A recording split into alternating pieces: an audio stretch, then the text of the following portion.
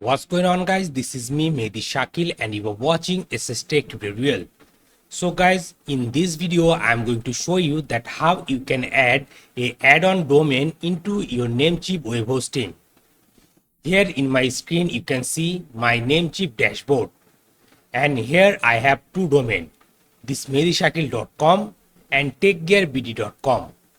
This medishakil.com is my primary domain of my Namecheap web hosting, and this takegearbd.com doesn't connect it with any web hosting service. So in this video I'm gonna show you that how you can use this second domain and connect it with the Namecheap web hosting. So for this you have to select your desired domain and click on manage. Then from the next page click on name server, and from here select Namecheap web hosting. Make sure to save it. Then again get back to dashboard. Then from here log in to your Namecheap web hosting Cpanel. Now from here scroll down and go to this section, domains. Then click on domains.